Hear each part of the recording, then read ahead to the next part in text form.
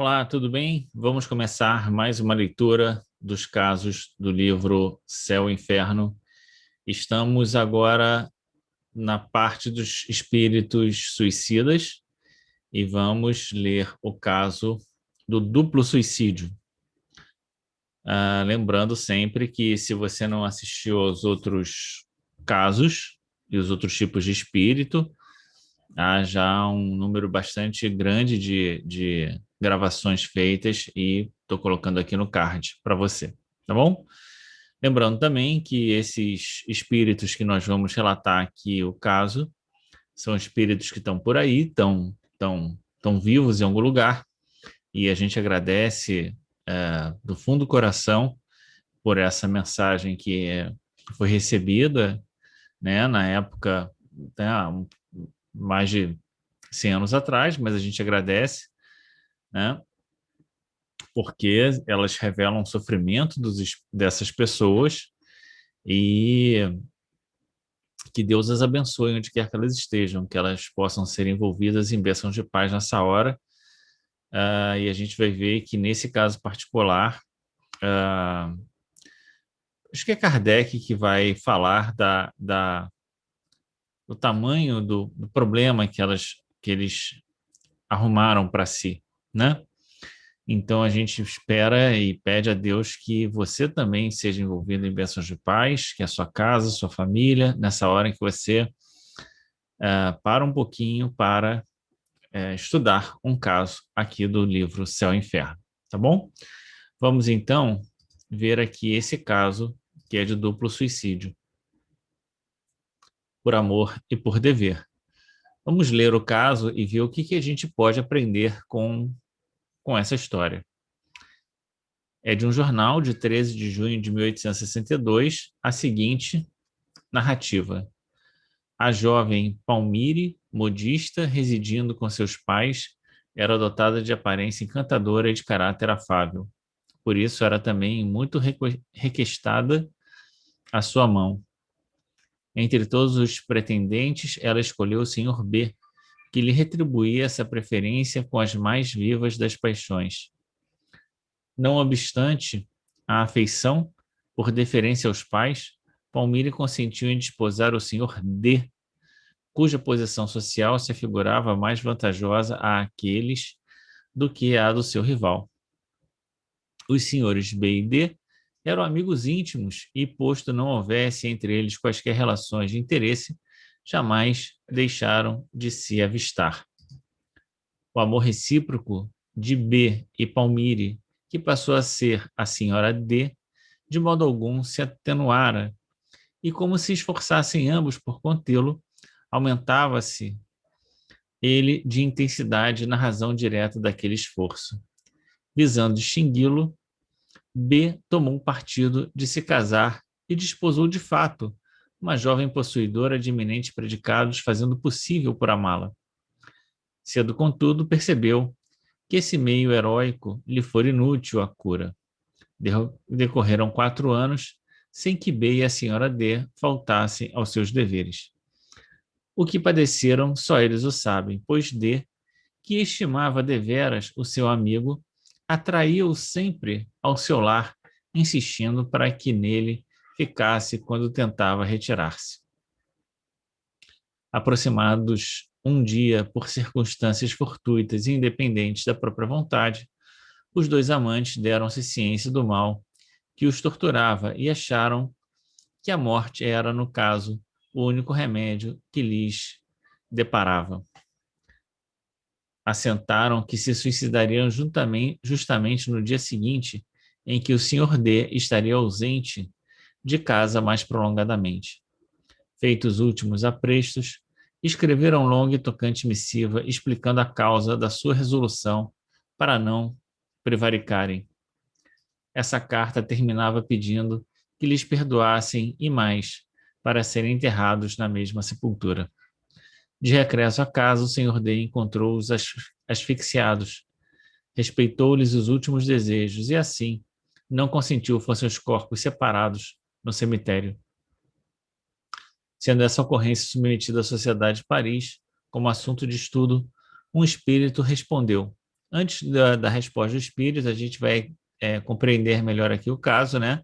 Duas pessoas que se amavam, foram separadas, né, por questões de conveniência, na época, casamentos arranjados, né? A, a, a moça consentiu em casar com, com um novo consorte, que era amigo do seu amor, né? Viveram 4 anos, né? Depois o senhor B, que era o verdadeiro amor, né, de Palmire resolve casar-se também, cada um fica lá com sua família, mas seguramente eles não estavam inteiramente felizes. E o fato de permanecerem em contato um com o outro e tentarem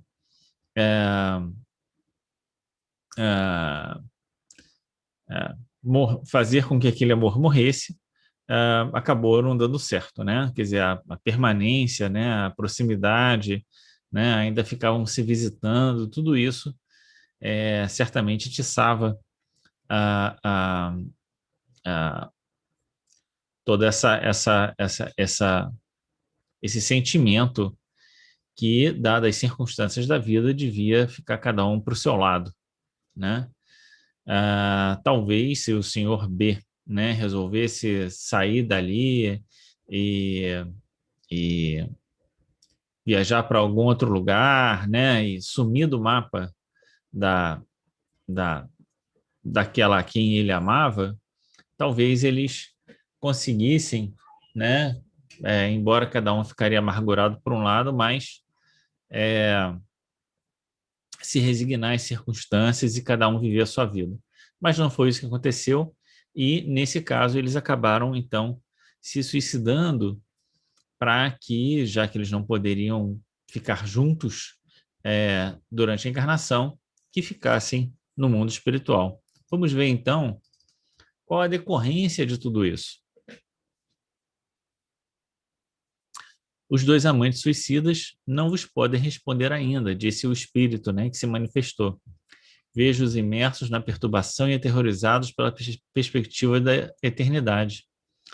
As consequências morais da falta cometida lhes pesarão por migrações sucessivas, durante as quais suas almas separadas se buscarão incessantemente, sujeitas ao duplo suplício de se pressentirem e desejarem em vão. Então, a gente já vê aqui um quadro terrível, né? Imersos na perturbação,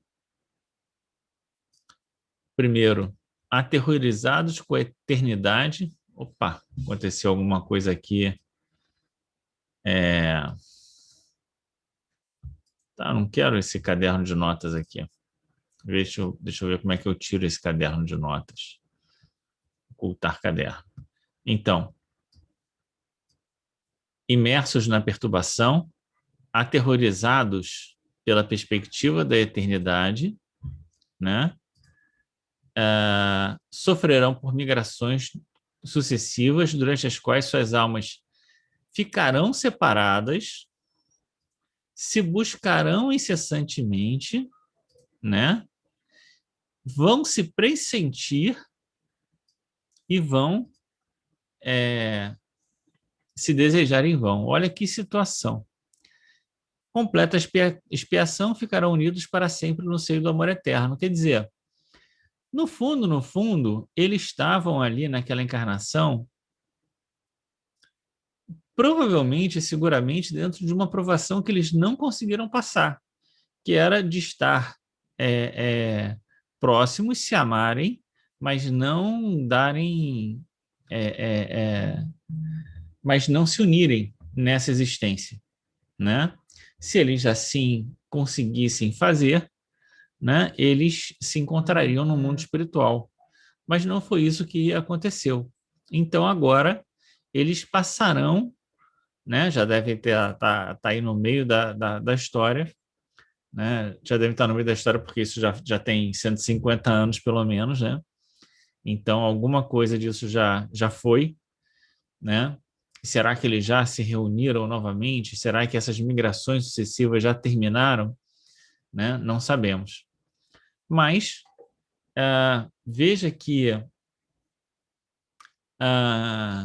terminado todo esse suplício, eles vão se encontrar e provavelmente ficarão juntos, né? Se encontrarão e aí, bom, Deus sabe o que vai acontecer, né? Dentro de 8 dias, na próxima sessão, podereis evocá-los. Eles ainda aqui virão sem se avistarem, porque profundas trevas os separarão por muito tempo. Então, por mais que eles estejam próximos e aparentemente, né, espiritualmente ou fisicamente não, mas espiritualmente próximos um do outro, eles vão experimentar profundas trevas. Então foi feita a evocação da suicida e pergunta para ela: vedes o amante com a qual vos suicidastes? É só uma pergunta retórica, porque já sabe que ela não consegue vê-lo, né? Nada vejo, nem mesmo os espíritos que comigo erram nesse mundo. Que noite, e que véu espesso me circunda a fronte. Quer dizer, ela está num breu que nem os espíritos que erram com ela naquele espaço ela consegue perceber. Veja que situação terrível ela se encontra. Que sensação experimentaste ao despertar no outro mundo? Bom, ela sabe, ela não está pelo menos naquela experiência de quem morreu e não sabe se morreu ou não, né? Que a gente já viu aqui alguns espíritos. Talvez porque, como num dos casos anteriores que a gente viu, ela tinha a intenção de encontrá-lo no mundo espiritual, de ficar com ele no mundo espiritual. Então, a certeza da sua continuidade, da certeza da continuidade da vida, estava dentro dela. Então, não era essa a questão. Ela sabia que ela tinha se matado e, portanto, que ela ia continuar vivendo do outro lado da vida, né? Então, ela vai responder: singular, tenho frio e escaldava. Tinha gelo nas veias e fogo na fronte. Coisa estranha, conjunto inaudito. Fogo e gelo pareciam consumir-me, e eu julgava que ia sucumbir uma segunda vez. Quer dizer, além da escuridão, né, de uma perspectiva de eternidade, como se aquilo nunca fosse acabar, né, ela ainda sentia fogo e gelo, né, como se ela fosse se consumir e morrer por uma segunda vez. É isso que ela está contando, né? Experimentaste qualquer dor física? Todo o meu sofrimento está aqui e aqui. O que quereis dizer aqui e aqui? Aqui no meu cérebro e aqui no meu coração. Então, né? Então, não é uma dor física, é uma dor moral. É provável que visível o espírito levasse a mão à cabeça e ao coração. Acreditais na perenidade dessa situação? Ó, sempre, sempre, ouço às vezes risos infernais, vozes horrendas que bradam, sempre assim, como se as coisas fossem continuar sempre assim, né? Então, a gente só vai aumentando aqui as dificuldades porque ela passa. A escuridão, a eternidade, essa sensação de quente e frio, e no escuro ainda escutar vozes que ela não sabe de onde vêm. Vozes horrendas, risos infernais, olha só. Pois bem, podemos com segurança dizer-vos que nem sempre assim será. Pelo arrependimento obtereis o perdão. Que dizes? Não ouço. Então aqui a gente vai começar a ver uma situação em que ela não consegue perceber inteiramente aquilo que o médium está dizendo para ela. Repetimos que os vossos sofrimentos terão termo, que os podereis abreviar pelo arrependimento, sendo-vos possível auxiliar-vos com a prece. Não ouvi, além de sons confusos, mais que uma palavra. Essa palavra é graça? Seria efetivamente graça o que pronunciastes? Falastes em graça? mas sem dúvida o fizestes a alma que por aqui passou junto de mim, pobre criança que chora e espera. Então, ela simplesmente, assim, por mais que ela esteja sendo amparada, a situação dela é muito comprometida e mesmo essa ajuda, ela está com dificuldade advinda, né, de pessoas encarnadas, mesmo assim, ela está com dificuldade de perceber essa ajuda. Vamos ver, então, o comentário de Kardec. Uma senhora presente à reunião declarou que fizera fervorosa prece pela infeliz, o que sem dúvida comoveu e que de fato mentalmente havia implorado em seu favor a graça de Deus. Daí a palavra graça, né? Dissestes estar em trevas e nada ouvir? É-me permitido ouvir algumas das vossas palavras, mas o que vejo é apenas um crepe negro, no qual de vez em quando se desenha um semblante que chora. Quem será essa pessoa que ela observa que de tempos em tempos aparece no meio da escuridão, né? Um semblante de alguém que é, se desenha, um semblante que chora, né? Provavelmente deve ser do próprio é, amor da vida dela, né? Do Senhor B, nesse caso, né? Mais uma vez, ele aqui está, por não o avistardes, nem sequer vos apercebeis da presença do vosso amante. Então, o médium já sabia, porque já tinha sido informado na outra mensagem que ela não tava, que ela não ia conseguir vê-lo, né? Mas pergunta apenas para que ela também se dê conta disso, informando a ela que ele ali estava. Ah, não me faleis dele, devo esquecê-lo presentemente, para que do crepe se extinga a imagem retratada. Então é como se ela estivesse fazendo um esforço, né, depois de tudo, ainda de esquecê-lo para ver se aquela situação toda passava. Que imagem é essa? A de um homem que sofre e cuja existência moral sobre a terra aniquilei por muito tempo. Era o senhor B, né? Então, veja em que situação ela está, mesmo com a presença dela ali na reunião, ela não consegue experimentar uma melhora, né? Como em vários dos casos precedentes, que a gente viu que somente a presença ali na reunião já fazia com que o espírito se sentisse mais calmo, mais pacificado, às vezes é, é, se sentia aliviado de não estar na presença, né, de outros espíritos que o perseguissem, e ele então, e não é o caso dela, né? A gente vai ver que nessa história o próprio, o senhor B não se manifesta, né? Então, a gente não sabe se ele ainda estava numa situação mais delicada que a dela, né? E acabou não se manifestando, ou se, bom, não precisava, né? Já foi suficiente o relato dela aqui. Vamos então ver o comentário de Kardec sobre essa situação. Da leitura dessa narrativa, algo se depreende haver nesse suicídio circunstâncias atenuantes, encarado como um ato heróico provocado pelo cumprimento do dever. Quer dizer, tem aqui o atenuante do cumprimento do dever, se está no fato deles não acabarem não se envolvendo, né? E preferindo, né, de alguma forma, abrir mão de alguma coisa para ter um comprometimento, né? Então, nesse sentido, claro que o fato de ter aberto mão da própria vida não foi a melhor escolha, né? Foi uma escolha desastrada. De todo modo, o que eles queriam era evitar, né, que houvesse ali um comprometimento a mais. E aí, então, esse seria o atenuante da história. Vamos lá. Mas reconhece-se também que, contrariamente ao julgado, longa e terrível deve ser a pena dos culpados por se terem voluntariamente refugiado na morte para evitar a luta. Então, aqui está o ponto central, né?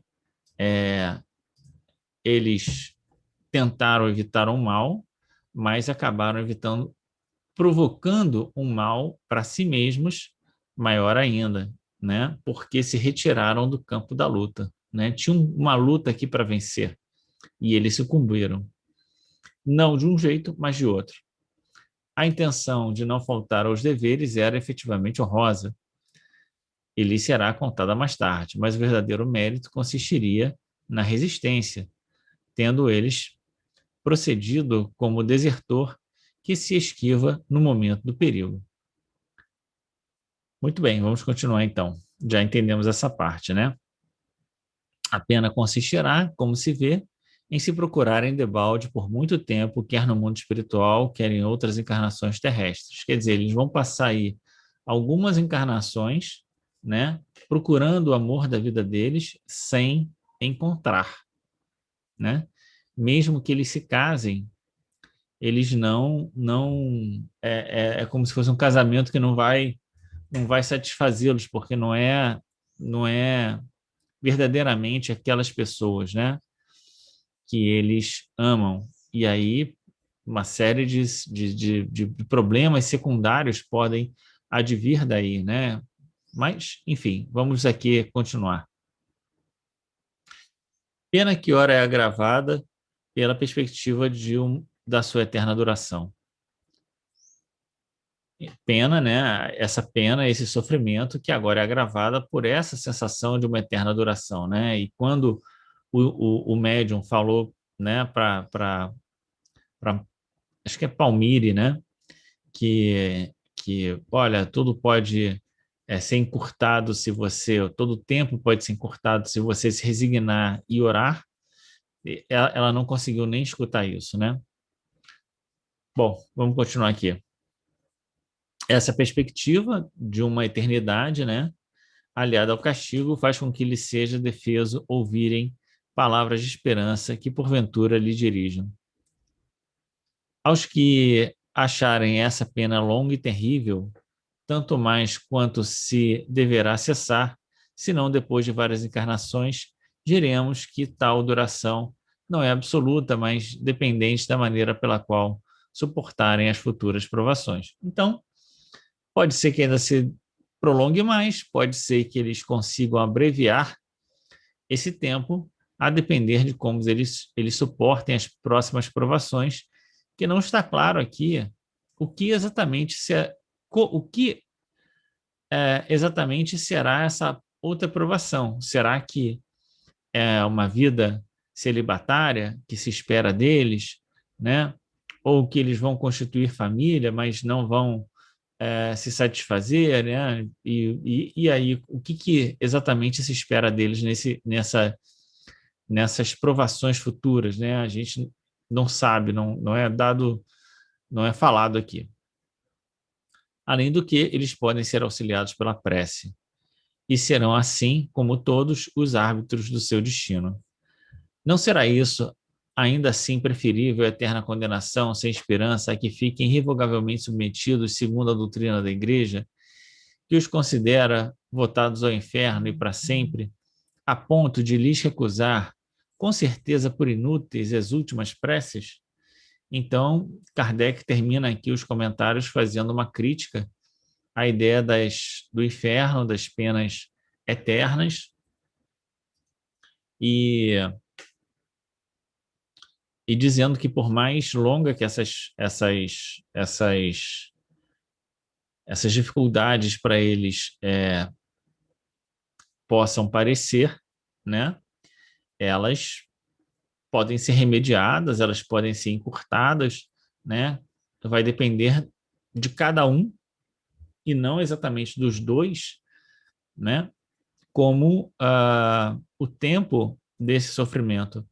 É importante saber que, ainda que eles estejam, né, vinculados nessa dificuldade, o aproveitamento das provas futuras é de cada um.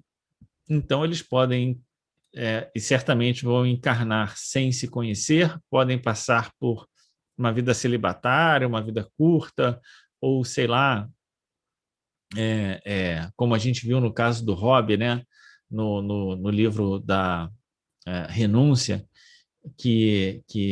do Rob não, de quem era que... Ah, do Carlos, né? Que já nasceu e pelas circunstâncias foi colocado na igreja e ali teve uma vida, tinha que ter uma vida meio monástica e não se sentia atraído pela vida monástica, enfim. Ah, e como cada um vai vivenciar isso, e como cada um vai aproveitar isso. E é possível que um consiga mais rapidamente do que o outro e que um se retarde mais do que o outro, né? Vamos supor que um vá ali sem grandes aproveitamentos, mas tudo bem, cumprindo ali a tabela, enquanto o outro, ao contrário, vai se retardando, né? Então é possível que ele chegue no momento em que um já esteja pronto para reencontrar o outro, mas o outro ainda não esteja pronto para encontrá-lo. Veja que essa circunstância de terem, né, deliberado juntos e por uma deliberação equivocada os colocou a perder por muito e muito tempo, né? E aí é uma outra história. Vão se encontrar e aí, né? Será que garante alguma coisa que eles de fato viverão juntos para sempre, um amor eterno, né? O que significa depois que eles vão se encontrar, né? Como é que eles vão viver exatamente, né? A gente gosta de dizer que a história de viver e foram felizes para sempre é algo dos contos de fadas, né? Na vida real, as pessoas se encontram, estão felizes juntas, caminham juntas, mas em geral cada um faz o seu próprio caminho.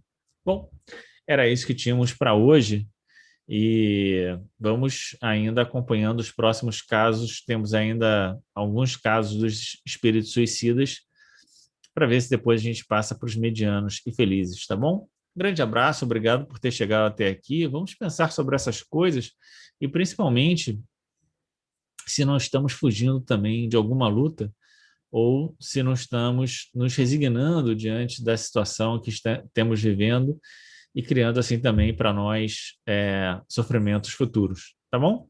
Grande abraço mais uma vez, obrigado por ter chegado até aqui, fica com Deus e até.